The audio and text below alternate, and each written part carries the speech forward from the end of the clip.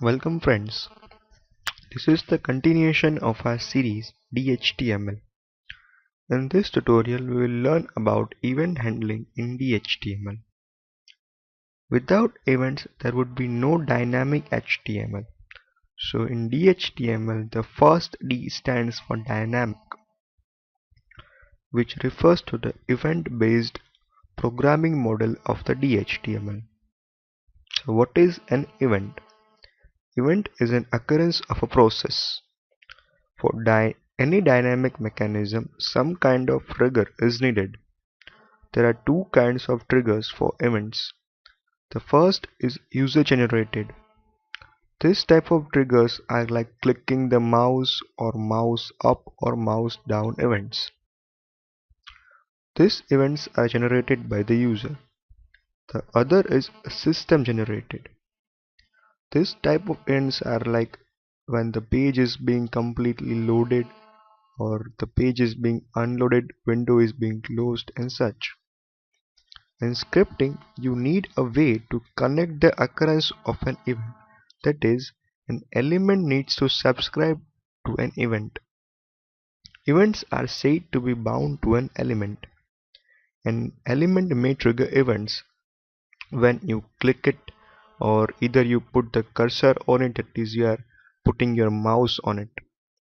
So basically, if we need to capture an event and do some processing on it, we need to add a function and then subscribe to that event. So in our example, we will put up a text box, and when we type in that text box, we are subscribing to the event of that text box, that is on key press event. Whenever a key is pressed, we are showing an alert box. So let's start. First, start the HTML tag, then the head. Then in the script, put JavaScript.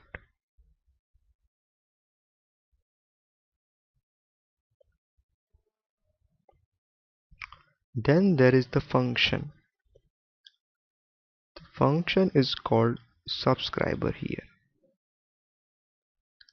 This function will be called when a key print event occurs. It says you pressed a key. This is a pretty basic function. We are just getting ourselves notified and familiar with events. And then and the script and the body, we need to have an input box. Input type is equal to text.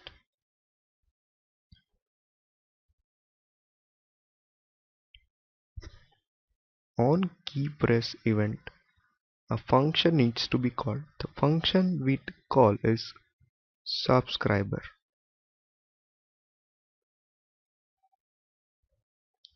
So when a key is pressed, we call the function subscriber, which will show the alert that you pressed a key. This is the most important part here. Then end the body and the HTML. Then save the file. When we preview this file, it will look like this. So here, when we press a keyboard key, it will show the message. Here we pressed a key. Another times we pressed a key, it will show this message. That's how it goes. So it was about event handling in DHTML. Thank you.